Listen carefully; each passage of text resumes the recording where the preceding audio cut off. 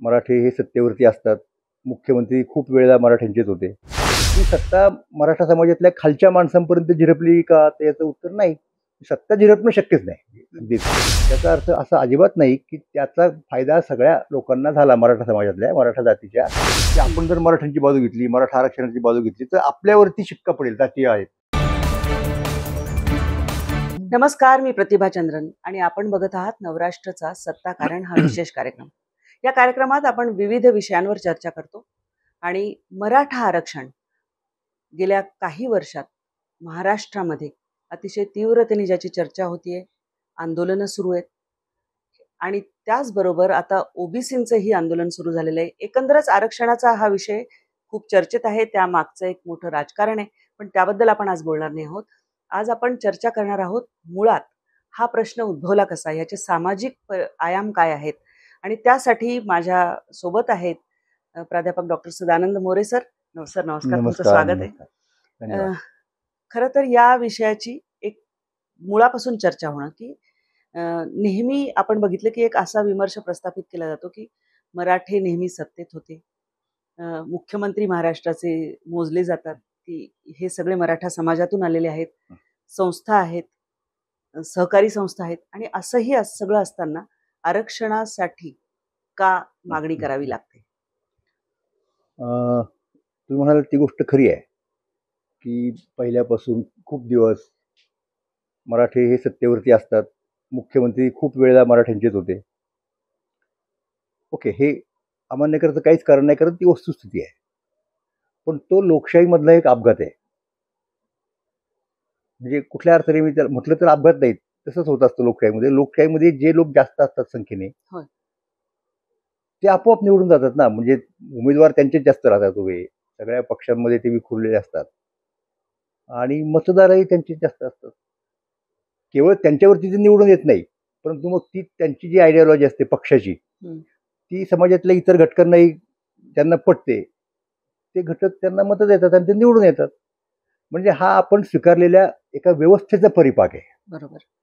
असं समजायचं अजिबात कारण नाही की ही जी सत्ता मराठ्यांना मिळाली, काही आपण ज्यांची नावं घेतलीत, काही खासदार, आमदार, आणखीन कुठले मंत्री वगैरे, ती सत्ता मराठा समाजातल्या खालच्या माणसांपर्यंत झिरपली का? तर याचं उत्तर नाही.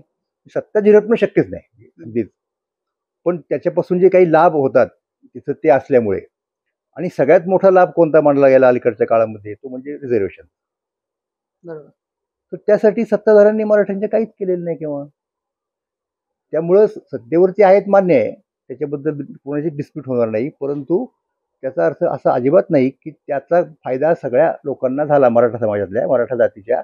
जे लोक त्यांचे जवळचे असतात, निकटवर्ती, वेगवेगळ्या कारणामुळे त्यांच्यापुरतं ते मर्यादित झालं. तो जो काही लाभ वगैरे मिळतो तो, पण त्याची अशी काही एक एक एक एक इन्स्टिट्यूशनल ज्याला म्हणतो आपण मेकॅनिझम, ही मराठ्यांनी डेव्हलप नाही केलेली. म्हणजे कसं, उदाहरण तुम्हाला सांगतो, ते त्या त्या व्यक्तीच्या कर्तृत्वावरती अवलंबून असतं. आता वसंतदादा पाटील किंवा बाळासाहेब देसाई ही मंडळी जी होती का नाही, ते 24 तास लोकांच्या याच्यामध्ये असायचे, कराड्यामध्ये सतत कामं करायची, आणि खूप लोकांची त्यांनी कामं केली. त्याच्यात साहजिकपणे मराठ्यांची कामं होणारच ना. म्हणजे बरोबर, कोणाचे कोण कोणाचा पाहुणा असतो, कोण कोणाचा मित्र असतो, आपलं काम करायला तो घेऊन जातो कोणाला तरी तिकडे. पण त्यांनी सुद्धा अशी स्वतंत्र यंत्रणा नाही केली उभी, लक्षात घ्या. त्यामुळं तो प्रश्न उरलाच की जरी सगळ्या लोकांना, म्हणजे मी दुसरं उदाहरण घेऊन सांगेन की ते मॅकॉले नावाच्या एका विचारवंतांनी ब्रिटिश काळामध्ये एक फिल्टर लावून वरती पाऊस पडला की खाली झिरपतो, असं ती थिअरी होती की ज्याला महात्मा फुले यांनी विरोध केला. तसं सत्तेच्या बाबतीत मराठ्यांचे झालेलं नाही. म्हणजे त्या सत्तेचा जो लाभ खालपर्यंत यायला पाहिजे होता तो झालेला नाही. आणि उलट सांगतो तुम्हाला मी, जे सत्तेवरची माणसं असायची ना, त्यांना एक कॉम्प्लेक्स होता उलट, की आपण जर मराठ्यांची बाजू घेतली, मराठा आरक्षणाची बाजू घेतली तर आपल्यावरती शिक्का पडेल, जातीय आहेत.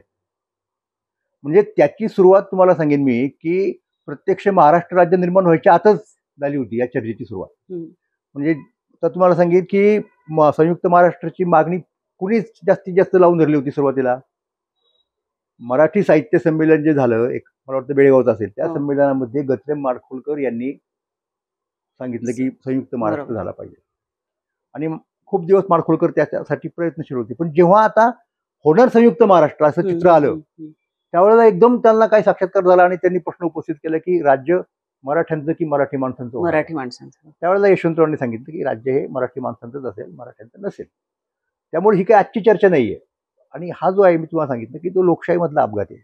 तुम्हाला जर लोकशाही मान्य असेल तर असे अपघातही सहन केले पाहिजेत. तुम्हाला लोकशाही पण पाहिजे पण असं पण नको, हे चालणार नाही ना, प्रॅक्टिकली चालणार नाही. बरोबर.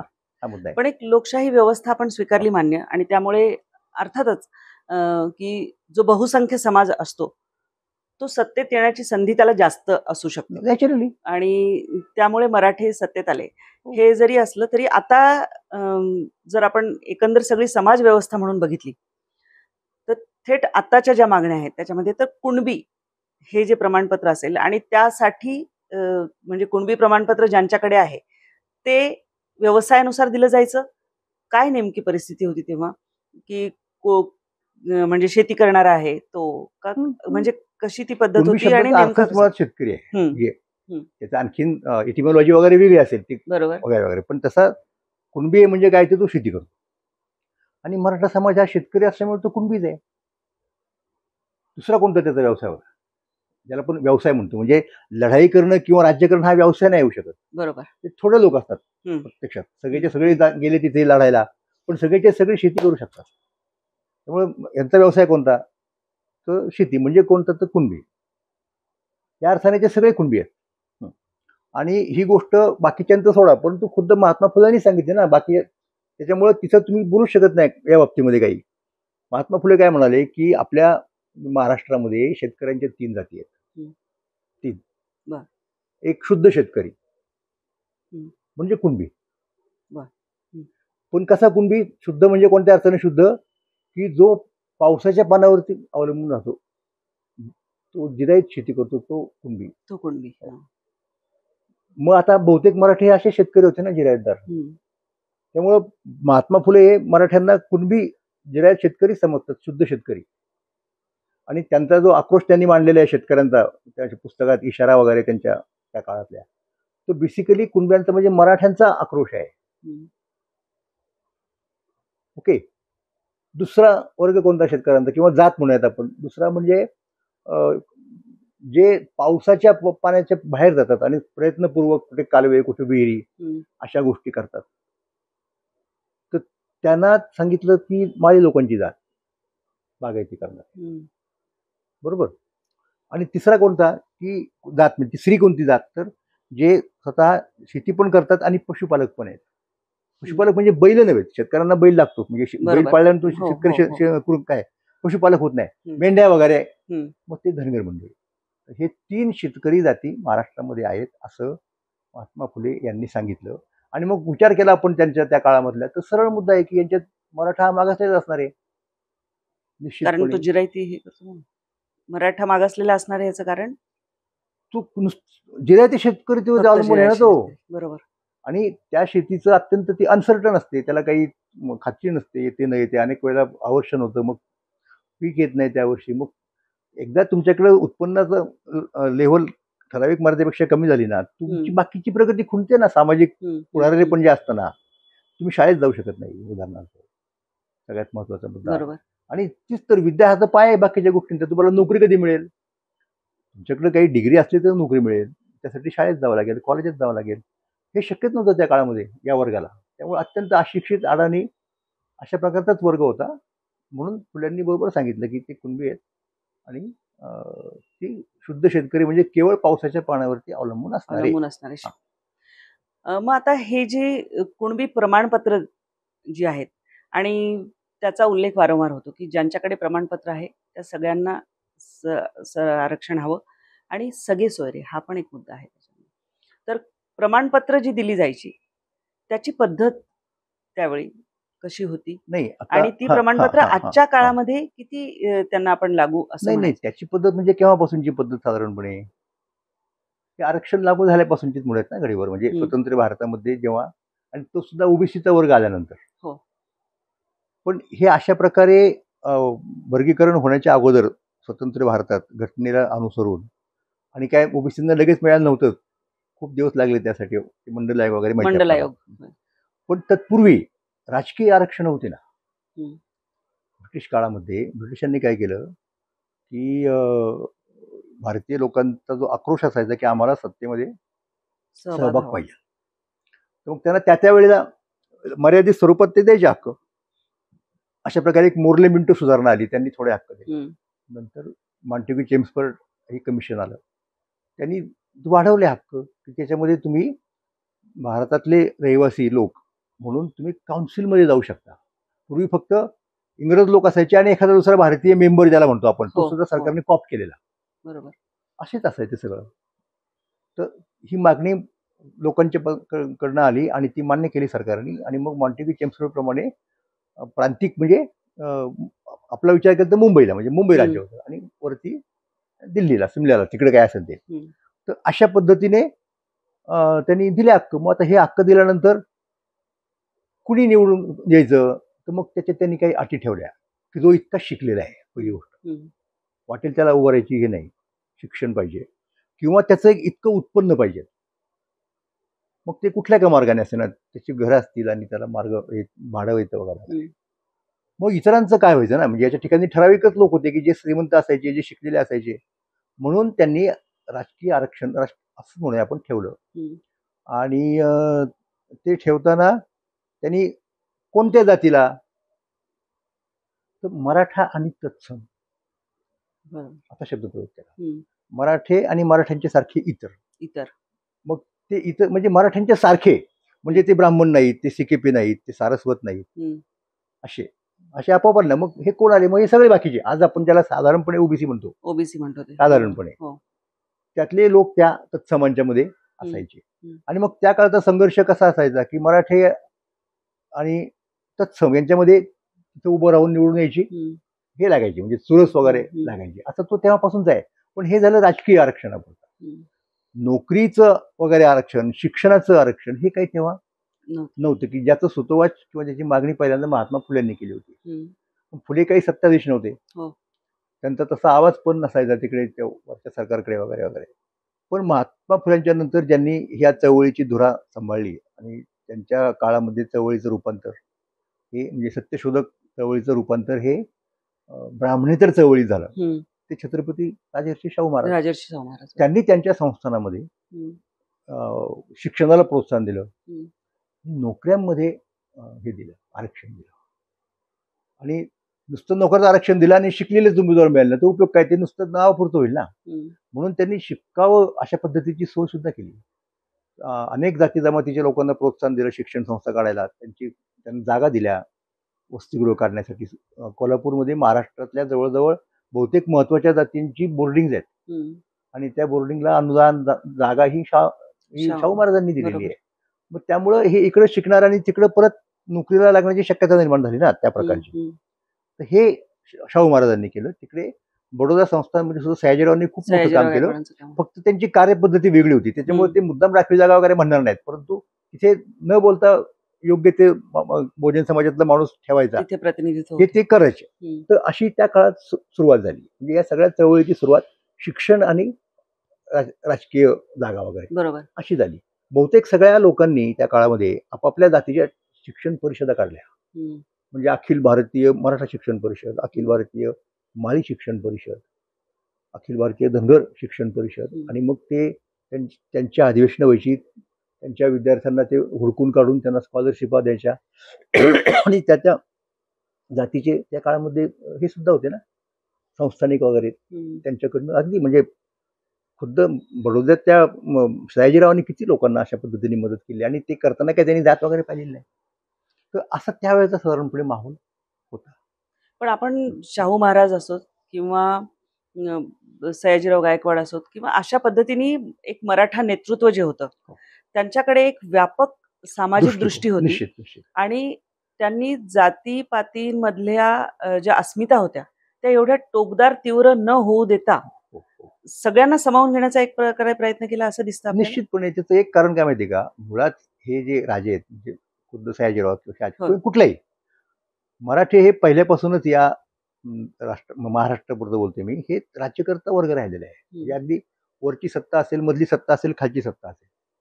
म्हणजे पाटील हा खेडेगावातला सगळ्यात खालचा सत्ताधारी, त्याच्यावरती मधला आला देशमुख आणि मग हे वरचे मोठे सरदार राजे महाराजे वगैरे.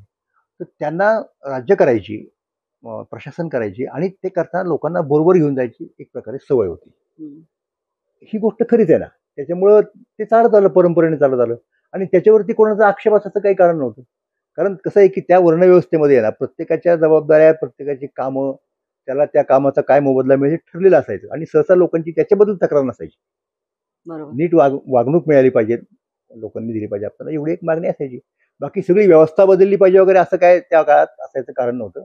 आणि त्या व्यवस्थेमध्ये जुलूम होत नक्कीच होणार. होय, शेवटी होय. कसं आहे की कुठलीही जरी तुम्ही संस्था निर्माण केली ना, सामाजिक संस्था, ती माणसांनी निर्माण केलेली असते आणि माणसं टपून असतात की तिचा गैरफायदा कसा घ्यायचा. मग याचाही घेणारच ना लोक. त्यामुळं असतील काही लोक त्यांनी अशा काही गोष्टी केल्या असतील, पण बाय अँड लार्ज हा समाज लोकांना बरोबर घेऊन जाणारा हा निश्चितपणे होता असं आपण म्हणू शकतो. आणि त्यामुळं त्याचं मूर्तिमंत प्रतिबिंब शाहू महाराजांच्यात पडलं. शाहू महाराजांच्या बरोबर हे सगळ्या जातीचे लोक महाराष्ट्रातल्या ब्राह्मणेतर म्हणून एकत्र आले. बरोबर. त्याच्यातला मुद्दा कुठे आला माहितीये का, की शाहू महाराजांचं नेतृत्व सगळ्यांनी स्वीकारलं, म्हणजे ब्राह्मण नसणाऱ्या जातींनी स्वीकारलं, ते एकत्र आले. आणि मग साहजिकपणे त्याचं नेतृत्व कोणाकडे आलं, मराठ्यांकडे झालं, कारण मराठी बहुसंख्य होते. आणि जोपर्यंत शाहू महाराज होते तोपर्यंत त्याच्या विरुद्ध बोलायचं काही कारणच नव्हतं कोणाला. महाराज सगळ्यांना सरळ हाताने मदत करायचे. पण महाराज गेल्यानंतर कुरबुर सुरू झाली आणि इतरांना वाटायला लागलं, इतर जातींना, की मराठ्यांचं वर्चस्व इथे होत आहे आणि मग त्यांच्या विरुद्ध बाकीच्यांनी एकत्र झालं पाहिजे. अशा प्रकारची चर्चा तेव्हा सुरू झाली. म्हणजे ब्राह्मण ब्राह्मणेतर वाद हा मागे पडला आणि मराठा मराठेतर वाद पुढे आला. त्या काळामधल्या गोष्टी तुम्हाला सांगतो मी. साधारणपणे 100-1 वर्षापूर्वीची ही गोष्ट आहे. पण ब्राह्मणेतर वाद असं जरी आपण म्हणलं तरी कुठेतरी प्रत्येक राज्यानिहाय आपण जर म्हणजे देशाचे चित्र बघितलं तर एक लढवया जमात असं म्हणून बघितलं जायचं. मग त्यामध्ये मराठा ही जमात तशी जरी अगदी राजपुतांसारखं असं तरी लढवया जमात म्हणूनच तिच्याकडे बघितलं गेलं. आणि पण आपल्याला अशीही उदाहरणं दिसतात की अनेक ब्राह्मणांनी सुद्धा तलवारी गाजवल्या आणि त्यांना नंतर सत्तेत सहभाग, मग पेशव्यांचा कालावधी. तर ही चातुर्वर्ण व्यवस्था ही त्यावेळी भूमिकानुसार कशी बदलत गेली, म्हणजे सामाजिक बाय अँड लार्ज व्यवस्था तीच राहिली. फक्त त्या काळामध्ये जर एखादा सुज्ञ मनुष्य असेल, त्याच्याकडे सत्ता असेल, तर ती व्यवस्था असं वाकू शकायचा, बदलू शकायचं नाही. तुम्ही जे उदाहरण दिलं ना, म्हणजे शिवाजी महाराजांचं आपण घेऊयात ना उदाहरण, की शिवाजी महाराजांच्या अष्टप्रधान मंडळामध्ये सेनापती जर वगळला तर 7 जण ब्राह्मण होते आणि त्यातला 7वा न्यायाधीश जर सोडला तर बाकीचे सगळे म्हणजे 6 उरलेले ते सगळं युद्ध करायचे आणि चांगलं युद्ध करायचे. असं नाही अजिबात. मोरपंत पिंगळी उदाहरणार्थ हे होतं ना. पण तो शिवाजी महाराजांचा मोठेपणा आहे की त्यांनी सगळ्यांना योग्य तो, म्हणजे ब्राह्मण विद्या शिकतात त्याचा अर्थ ब्राह्मणाला लढता येत नाही अशातला मुद्दा नाही होत, किंवा मराठी लढता त्याचा अर्थ मराठ्यांना शिकता येणार नाही असाही त्याचा अर्थ होत नाही. त्या व्यवस्थेमध्ये शेवटी कुठलाही समाज असला ना, त्या समाजाला एक व्यवस्था लागते. बरोबर. कुठलाही. आता आणि मी तुम्हाला, मला वाटतं सुरुवातीला सांगितलं असेल का, की कुठलीही व्यवस्था ही निर्दोष नसते. ती त्या काळातल्या समाजाची गरज भागत असेल ना तर तो समाज ती स्वीकारतो. इतकंच नव्हे तर त्याच्या अनुषंगाने काही अन्याय येतात, शोषण येतं, ते सुद्धा स्वीकारतात लोक. कारण ही वस्तुस्थिती आहे. पुढे जायचं असतं लोकांना, की जेव्हा अन्यायाची जाणीव होते तेव्हा त्याच्या विरुद्ध काही लोक हे करतात, निश्चितपणे बंड करतात, प्रोटेस्ट करतात त्याचा. पण तेव्हा सुद्धा जर अनुकूल परिस्थिती असेल तरच तुम्ही व्यवस्था बदलू शकता ना. नाहीतर तुमचं ते अरण्य रुदन ठरतं. म्हणजे त्याला महत्व आहेच, व्यक्त होण्याला निश्चितपणे महत्व आहे, पण प्रत्यक्षात काही व्यवहारात त्याचं होत नाही. आता हे भारतामध्ये जिथे चातुर्वर्ण व्यवस्था आणि जाती व्यवस्था होती तिथे अशा प्रकारला अशा प्रत्यक्ष बदल होण्याची वेळ कधी आली? ती ब्रिटिश काळामध्ये आली. कारण ब्रिटिश काळात ब्रिटिश लोकांची अर्थव्यवस्था वेगळ्या प्रकारची होती. जातीचा संबंध अर्थव्यवस्थेशी आहे हे लक्षात घ्या. जाती व्यवस्था ही एक प्रकारची अर्थव्यवस्था होती. हे जोपर्यंत आपल्या लक्षात येत नाही ना तोपर्यंत प्रॉब्लेम होतात. म्हणजे मुख्य मुद्दा बदलून राहतो आणि मग तिकडेच लोक काही ना काही उद्योग करत राहतात. तर ती अर्थव्यवस्था होती आणि ती बदलली तर इकडे काही बदल होऊ शकेल अशी अवस्था होती. तर ती बदलण्याची शक्यता ब्रिटिशांच्यामुळे निर्माण झाली. त्यांची यंत्र आणली, त्यांची सगळीच एकूण व्यवस्था वेगळ्या प्रकारची होती. आणि मग हळूहळू नोकऱ्या मिळायला लागल्या लोकांना, अपग्रेडेशन झालं. म्हणजे कसं, आता सैन्य उदाहरणार्थ, तर ब्रिटिशांना लढाऊ ज्या म्हणजे पारंपरिक ज्या काही जाती आहेत समजा, त्यांनी ते केलं वर्गीकरण, ह्याला डाव जाते, या बिनला डाव जाते वगैरे वगैरे. पण तो त्यांचा प्रश्न असायचा ना, कोणाला घ्यायचं कोणाला नाही घ्यायचं. म्हणजे उत्तरेमध्ये बहुतेक ब्रिटिश सैन्य हे ब्राह्मण समाजातलं होतं. तुम्ही जर 57चा उठाव पाहिला ना, मंगल पांडे पासून तर अनेक लोक सगळे. त्याच्यामुळं असं हार्ड अँड फास्ट नसायचं. आणि ब्राह्मणांचा फायदा काय असायचा तुम्हाला सांगतो, की ब्राह्मणांना इतर जातींची कामं करायची मुभा असायची. म्हणजे शास्त्राप्रमाणेच अपधर्म म्हणायचे त्याला. बरोबर. पण इतर जातींना त्यांचं काम नाही करता यायचं. म्हणजे क्षत्रियांना सुद्धा नाही करता येत. म्हणजे उदाहरणार्थ ब्राह्मण तलवार गाजू शकेल, ओके, मराठ्याप्रमाणे म्हणजे क्षत्रियाप्रमाणे, पण मराठा धार्मिक विधी नाही करू शकणार. धार्मिक विधीचं पांडित्य जे असा तो मुद्दा आहे. नाही, पांडित्य असं तरी करू नाही शकणार. जोपर्यंत ब्राह्मण ते करत नाही तोपर्यंत त्याला सँक्टिटी येत नाही. याला छेद दिला शाहू महाराजांनी ना पहिल्यांदा, म्हणून त्यांनी ब्राह्मणेतर पुरोहित निर्माण केले त्यांच्या याच्यामध्ये. तर असा तो सगळा कॉम्प्लेक्स मुद्दा आहे जाती व्यवस्थेचा. आणि तिथे मग ब्रिटिशांच्यामुळे हे बदल व्हायला सुरुवात झाली. हा खरा माझा तुम्हाला सांगायचा मुद्दा होता. मग आरक्षण हा जो आहे, आपण बघतो की डॉक्टर बाबासाहेब आंबेडकरांनी दलित म्हणजे आता आपण ज्यांना SC ST वगैरे समाज म्हणतो त्यांच्यासाठी घटनात्मक आरक्षण हे त्याची तरतूद केली. पण त्यानंतर त्याच्यामध्ये अनेक बदल होत गेले आरक्षणाच्या टप्प्यामध्ये. तर ते कसे कसे होईल? नाही, बाबासाहेबांचं काय म्हणणं होतं, म्हणजे बाबासाहेबांना आरक्षण ही काही भूषणावह गोष्ट नाही. आरक्षणाचा अर्थ काय की तुमच्या समाजात काहीतरी गडबड आहे, तुमच्या समाजातल्या सगळ्या लोकांना समान संधी मिळत नाही, ती ज्यांना मिळत नाही त्यांची पात्रता असून सुद्धा म्हणजे त्यांच्यासाठी ही तरतूद आहे. हा त्याच्या पाठीमागचा खरा मुद्दा होता. आणि त्यामुळे ती बाबासाहेबांच्या आग्रहामुळे आणि बाकीच्या काँग्रेसच्या लोकांना ती मान्यच होतं ना, दिली.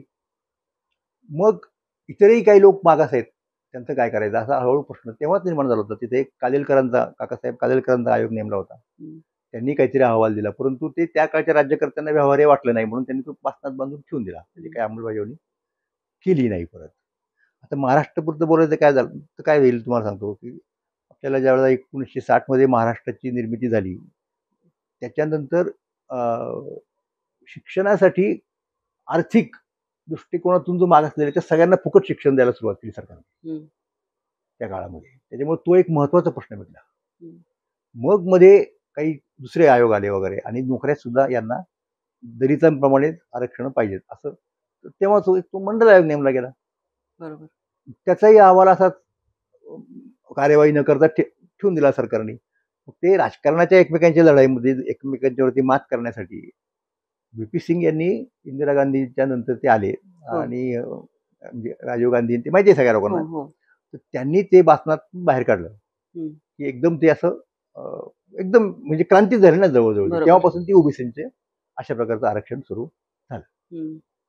पण मग आता ओबीसींचं जे आरक्षण आहे तर त्यामधूनच मराठ्यांना आरक्षण मिळावं अशी जी मागणी हे होते, ती घटनात्मक तरतुदीमध्ये घटनात्मक चौकटीमध्ये ते बसावं यासाठी की किंवा एका निर्धारित जे आहे त्याच्या बाहेर जाता येत नाही? नाही, कसं झालं, मराठ्यांना काय किंवा कुठल्याही वर्गाला दुसऱ्याच्याकडनं हिसकावून घेणं हे कोणालाच पटणार नाही, म्हणजे स्वतःलाच पटणार नाही.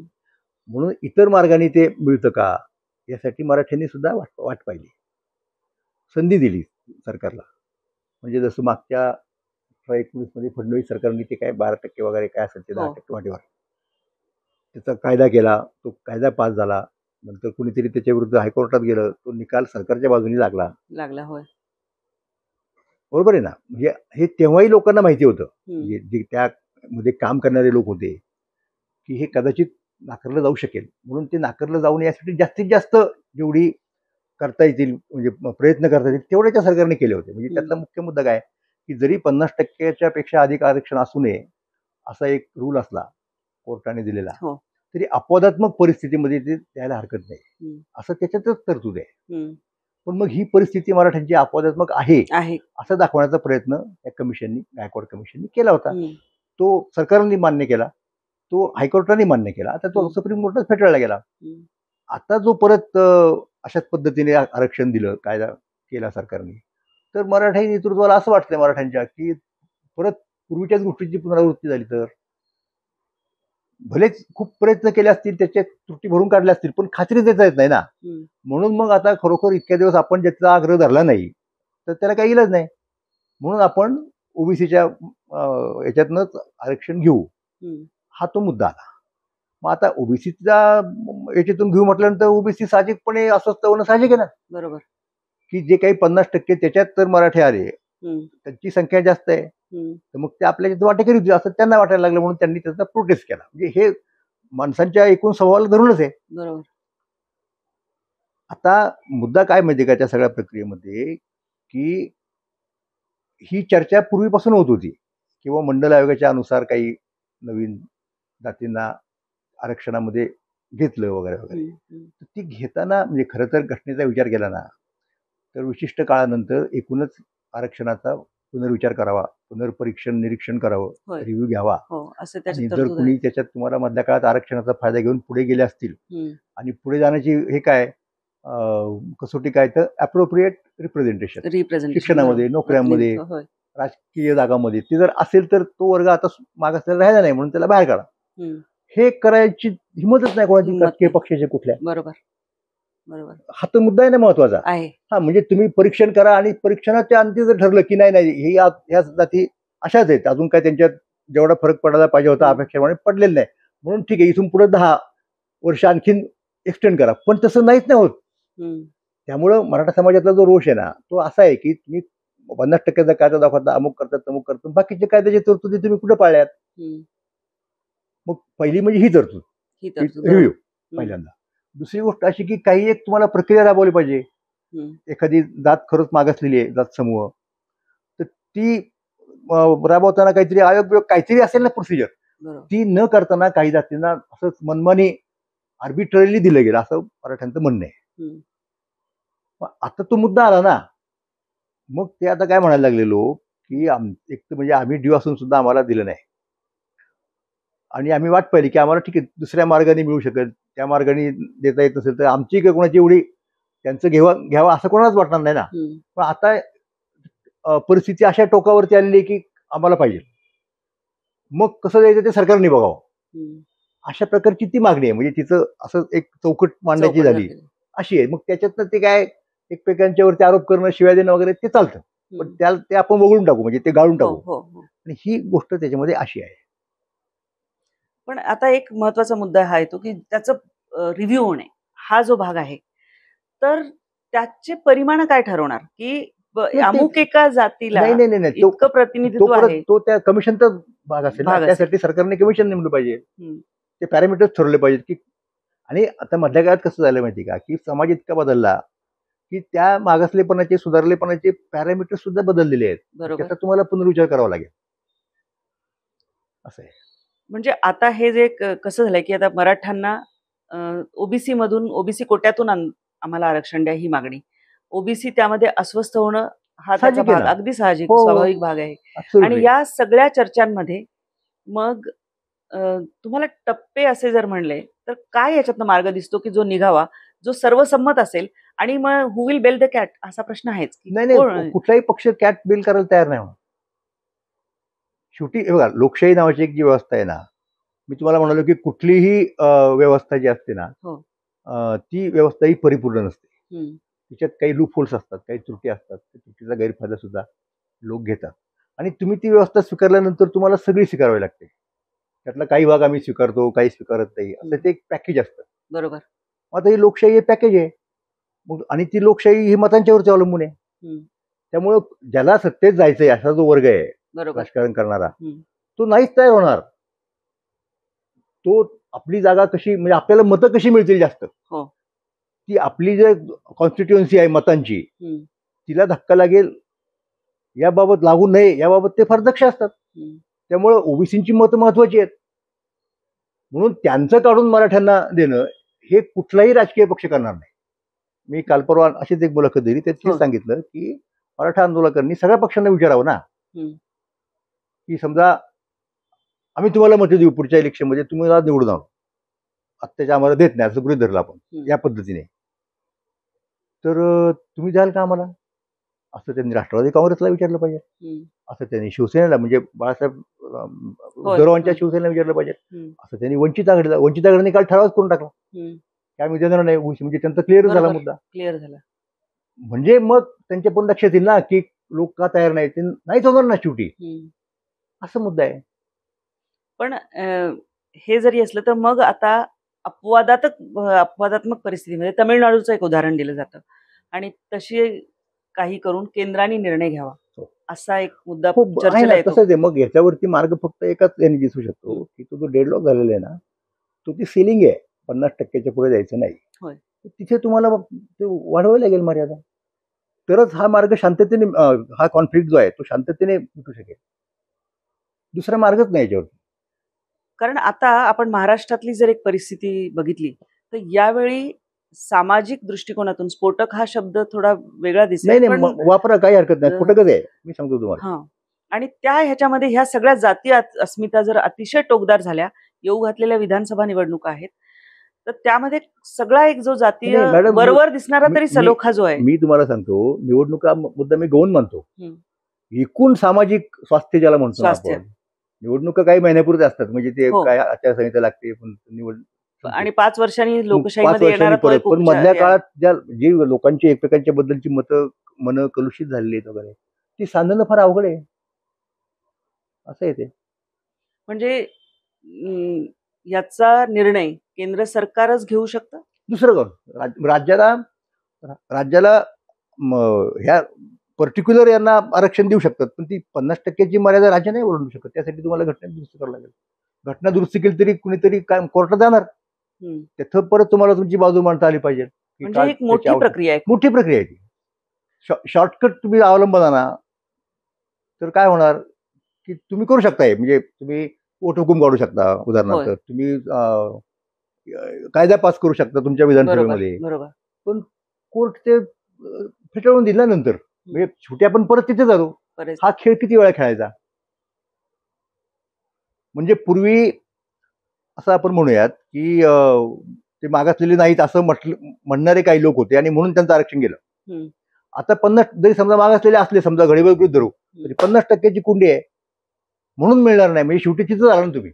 मग ह्याच्यातनं मार्ग काढता असेल तर तुम्हाला घटना दुरुस्ती करावी लागेल, आणि त्यासाठी ज्यांना पाहिजे आहे तिथे लढतीलच, म्हणजे लढतच आहेत, परंतु ज्यांच्याकडनं ते मागणी करत नाही, ते म्हणतात की आमचा हक्क आहे, तो कसा वगैरे तो वेगळा मुद्दा आहे. बरोबर. तर त्यांनी सुद्धा सपोर्ट केला पाहिजे की आम्ही तुमच्या बरोबर आहोत, तुम्हाला आरक्षण मिळवा अशी आमची इच्छा आहे, आणि मिळून आपण हा आग्रह धरू, पण असं करायला पाहिजे. तर त्याच्याऐवजी काय करून राहिले ते लोक, एकमेकात म्हणत राहील. त्यांनी मिळणार आहे का तुम्हाला भांडण केल्यामुळं? नाही मिळणार. पण आता त्यामध्ये आणखी एक पुन्हा उपमागणी म्हणजे आपण बघितलं तर मुस्लिम समाजाला पण आरक्षण हवं, कारण ते धर्माच्या आधारावर आरक्षण ही तरतूदच नाही ना. तो टोटल इश्यू वेगळा आहे, त्याच्या याच्यात मिक्सअप करायचं काहीच कारण नाही. आणि मुसलमानांच्या मध्ये आहे ना आरक्षण, कोण नाही म्हणतोय. ओबीसी मला माहिती आहे ते सगळं. आमचे एक मित्र होते कॉम्रेड विलास सोनवणे, त्यांनी त्याच्यात फार महत्वाचं लीड घेतलं आणि सरकारला त्यांनी पटवलं, भाग पाडलं की तुम्ही मुस्लिम ओबीसी बाजूला काढा. त्याप्रमाणे आहे अनेक जातींना मिळालेल्या. त्यामुळे हा चुकीचा समज आहे त्यांना नाही म्हणून. फक्त धर्म म्हणून द्या असं म्हटलं तर ते चुकीचं होईल. बरोबर. तुम्हाला तिथं जात म्हणूनच आरक्षण धर्म म्हणून कधीच मिळणार नाही. आरक्षण जात म्हणूनच, खरं तर तत्वतः विचार केला तर जात म्हणूनही मिळू नये. एक तो मागासलेला समूह, पण शेवटी आपल्याकडे काय, शेवटी समूहाचं सुद्धा तुम्ही आयडेंटिफिकेशन जातीचंच करावं लागतं ना तुम्हाला, म्हणून ते नाईलाज म्हणून आपल्याला करावं लागतं. पण हा जर रिव्ह्यू घ्यायचा असेल किंवा याबद्दल निर्णय सुद्धा घ्यायचा असेल तर पहिला एक महत्वाचा टप्पा असू शकेल तो म्हणजे जनगणना होणे, जातीनिहाय जनगणना, किंवा 2011 नंतर तशी झालेलीच नाहीये, तर तो पहिला टप्पा करावा लागेल. नाही, कसं आहे मी तुम्हाला सांगतो, आपण लोक जे आहोत ना ते आपण दुहेरी आहोत. तिकडं जाती व्यवस्था नष्ट करायची म्हणतो, जातीवाचक शब्द वापरला तरी लगेच डोळे वटारतो किंवा त्याची तरतूद आहे त्याला काहीतरी लावायचा ऍक्ट आणि टाकायचा आतमध्ये वगैरे वगैरे. आणि दुसऱ्या बाजूला आपले सगळे व्यवहार जातीवरती चालू आहेत. हे आपण दुटप्पी आणि दांभिक लोक आहोत. बेसिक प्रॉब्लेम आपला हा आहे, तो आहेच ना, त्याला कोण सुधारणार नाही. त्यामुळं ती काय जेव्हा व्हायची तेव्हा होईल जनगणना, पण त्याच्यावरती हे अवलंबून नाही 50%ची मर्यादा वाढवून. बरोबर. हे मी तुम्हाला ते सांगतो. सरकार वाढवून किती एक अपर हे करू शकते? आता ते ठरविल ना, म्हणजे ते काय गरज आहे नेमकी समाजाची, हा ठरवण्याचा मुद्दा आहे. परत आणखी एक दुसरा मुद्दा त्याच्यामध्ये येतो की जर जसं तमिळनाडूचं उदाहरण देऊन आता महाराष्ट्र मागणी करतं की अशा पद्धतीने केंद्र सरकारवर आहे. मग आपण इतर राज्यांचा सुद्धा विचार केला तर तिथेही हे लोन जाणारच निश्चितच. आणि त्या त्या ठिकाणचा जो समाज ज्याला असं वाटतं की आपल्याला संधी नाहीये आणि म्हणजे कसं झालं समजा की या पॅटर्ननी महाराष्ट्रात हे मिळालं, या प्रकारच्या चळवळीने आरक्षण मिळालं समजा, असं जेव्हा लोकांच्या इतर लक्षात येईल तेव्हा ते हाच पॅटर्न वापरणार, असंच कोणतरी उपोषण करणार. हे आपोआप होतं ना, ते काही कोणाला सांगावं लागत नाही. बरोबर. तेवढं लोकांना असतं सगळ्यात. एक छोटा अजून एक क्लॅरिफिकेशन असं पाहिजे की जेव्हा सगळे सोयरे हा शब्द म्हटला जातो तर तो सगळे सोयरे जर आरक्षणामध्ये लागू झाले तर एक तर सगळे सोयरेची व्याख्या कशी? नाही अहो कसं झालेलं आहे तुम्हाला सांगू का, सगळे सोयऱ्याची व्याख्या करणं खरं अवघड आहे. पण प्रॉब्लेम कुठे आहे, हा जास्त प्रॉब्लेम असं तुम्ही एक लक्षात घ्या की हा सगळा या प्रश्नामुळं, आरक्षणाच्या प्रश्नामुळे जास्तीत जास्त जर कुणी पीडित असेल ना तर ते मराठवाड्यातील लोक. बरोबर. पहिली गोष्ट तर मराठवाड्यातल्या लोकांचे, खूपशा लोकांचे संबंध हे विदर्भामध्ये आहेत. बाउंड्रीज आहे ना अनेक ठिकाणी तुम्हाला दिसेल. तर तिथे मराठवाड्यातला मराठा, ज्याची मराठा म्हणून नोंद आहे, आणि विदर्भातला कुणबी यांच्या सोयरी का होतात ना. त्याच्यातनं हा प्रश्न येतो. मग तिथं तुम्ही हे इलॉजिकल आहे ना की एका समूहातला माणूस तिकडे कुणबी असतो आणि इकडे मराठा असतो. म्हणजे कुणबी म्हणजे आरक्षणाला पात्र आणि मराठा म्हणजे आरक्षणाला अपात्र, असं कसं काय? हा मुद्दा येतो त्यातनं आपोआप. म्हणून त्याच्यातनं सगळे स्वरांचा. आणि बरोबर आहे, कारण मराठवाड्यामध्ये आपण जर बघितलं तर आपण जे जिरायती शेती असा जो विचार केला तर मराठवाडा हा नेहमी दुष्काळ प्रवण भाग राहिलेला आहे. आणि ऍब्सोल्युटली तुम्ही म्हणता ते बरोबर आहे. हा जो प्रश्न आहे ना निर्माण झालेला, मी म्हणत असतो नेहमी की खरं तर सोशिओ इकॉनॉमिकल जास्त आहे. हा जातीचा प्रश्न नसून मातीचा म्हणजे शेतीचा प्रश्न आहे. बरोबर. असं माझं पेट वाक्य आहे, म्हणजे नेहमी सांगतो. आणि ते खरं आहे ना. आणि मराठवाड्याकडे आपण गेले कित्येक दिवस, स्वातंत्र्य म्हणजे महाराष्ट्राची निर्मिती झाल्यानंतर आपण किती जरी म्हटलं तरी मराठवाड्याकडे आपण दुर्लक्ष केलंय. मराठवाड्यातला बॅकलॉग कमी व्हायच्या ऐवजी वाढत चाललेला आहे. आणि त्याचा फटका यांना होतो. शेतीचं कसं होतं बरं का, हा सगळा समूह शेती करणारा समूह आहे. शेती प्रत्येक वर्षी, म्हणजे प्रत्येक वर्षी नाही, प्रत्येक पिढ्यात ती वाटली जाते. हो. पुढच्या ह्याच्यात म्हणजे आज माझ्या वाट्याला समजा 10 एकर आहे, तर पुढच्या पिढीत 2 मुलं असली तर 5-5 होईल. आणि आता अलीकडच्या काळात सरकारने परत मुलींना शेतीतला वाटा द्यायचं धोरण धरले. अजून त्याचे परिणाम लोकांच्या दृश्यमान झालेले नाहीत, पण तो एक प्रकार असा आहे की त्याच्यातूनही परत पुढे खूप प्रश्न निष्पन्न होणार आहेत. मग आता शेतीचं उत्पन्न येत नाही पहिल्यांदा. जागतिकीकरणामुळे आणखीन शेतीला सेटबॅक बसला. मग शेतीचं उत्पन्न येत नाही, मग करायचं काय? तर दुसरा मार्ग राहतो तो फक्त व्यवसाय. व्यवसायासाठी भांडवल नसतं लोकांच्याकडे, आणि व्यवसाय प्रत्येकाला जमतो असंही नाही. मग नोकरी कुठं? एक तर प्रायव्हेट सेक्टरमध्ये किंवा सरकारच्या याच्यामध्ये. प्रायव्हेट सेक्टर म्हटल्यानंतर तिथे इंडस्ट्री पाहिजे. मराठवाड्यात इंडस्ट्रीयल याचं प्रमाण फार कमी आहे. मग राहिला मार्ग त्यांना कुठला दिसतोय? नोकऱ्या. मग त्या कोणत्या? तर सरकारी नोकऱ्या. याच्यातनं ते सगळं आलेलं आहे. दुष्टचक्र आहे. हे तुम्ही समजून घेतलं पाहिजे. ते लोक न समजता त्यांचे प्रश्न काय आहेत नेमके, ते कसे उत्पन्न झाले, हे अत्यंत सहानुभूतीने समजून घेतलं पाहिजे. हा काही केवळ एकमेकांच्याकडून ओरडून काय त्याला ओरबडून वगैरे घेण्याचा विषय नाहीये. सामंजस्याने सोडवायचा. आता जो असा एकदम टोकदार संघर्ष सध्या दिसतो आहे, तो जर सोडवायचा असेल तर सरकारने दोन्ही पक्षांना एकत्रित घेऊन बसून संवादातून हे शक्य आहे असं वाटतं का? आणि दोन्ही आंदोलन करते म्हणजे त्याला हे मान्यता देतील का किंवा तयार होतील? आता ते तयार होतील की नाही कुणी सांगायचं, पण प्रयत्न तर करायला पाहिजे ना. प्रयत्न करूनही ते जर तयार होत नसतील तर ती वेगळी गोष्ट आहे. प्रयत्न तर करायला पाहिजे. कसं आहे की हे बघा, दोन्ही पक्षाचे लोक काय सांगतात की कायदा आमच्या बाजूला आहे. खरंच तसं आहे का? यासाठी कुणी निष्पक्ष कायदे पंडित असते. उदाहरणार्थ म्हणजे अगदी तुम्हाला जातीच्या भाषेत तुम्हाला सांगतो. पूर्वीच्या काळात आपल्याकडे घटना तज्ञ वगैरे बहुतेक लोक पारशी समाजातले असायचे. म्हणजे आपण असं म्हणू शकतो की आता प्रमाण कमी झाले, पण अजूनही असे काही लोक आहेत की ज्यांचे याच्या जातीवस्ती तिथे संबंध नाहीत. अशा 4 लोकांना तुम्ही एकत्र करा. एक आणखीन 20 वर्षांपूर्वी तुम्हाला जास्त लोक मिळाले असते. आता नाही मिळणार तसे. पण जे कुणी असतील समजा, कारण परत हा मुद्दा आलाच ना अविश्वासाचा. एका जातीच्या माणसाचा दुसऱ्या जातीच्या माणसावरती विश्वास राहिलेला नाही. आता मी समजा बोललो, तुमच्या पुढे बोलतोय मी ऑब्जेक्टिव्हली तुम्हाला सांगतोय, पण बऱ्याच लोकांना असं वाटणार की आता मी याचा काय म्हणत त्याला मराठ्यांच्या आरक्षणाचा हे करतो काय प्रश्न. मी तुम्हाला ऑब्जेक्टिव्ह गोष्टी सांगितले, अशा अशा आहेत. मराठा समाज होताच मागासलेला, परवापर्यंत होता, असा मुद्दा झाला. सत्ताधारी त्यांचं असणं म्हणजे नेमकं काय आहे हे मी सांगितलं. आता हे सांगताना मी केवळ अभ्यासक म्हणून सांगत होतो, इथं काही मराठ्यांचा किंवा आणखी दुसऱ्या कुठल्या जातीचा प्रश्न नव्हता. बरोबर. पण तरी आपल्याकडे लगेच संशय येतो. असं आहे, आपण उगीच आडनावामध्ये जात शोधतोच आणि त्यामध्ये असे काही प्रश्न निर्माण होतात. पण मला आणखी एक मुद्दा तुम्हाला विचारायचा सर असा आहे की आरक्षणाने खरंच अशी काय जादूची कांडी फिरणार आहे? नाही, आरक्षण ही जादूची. हो.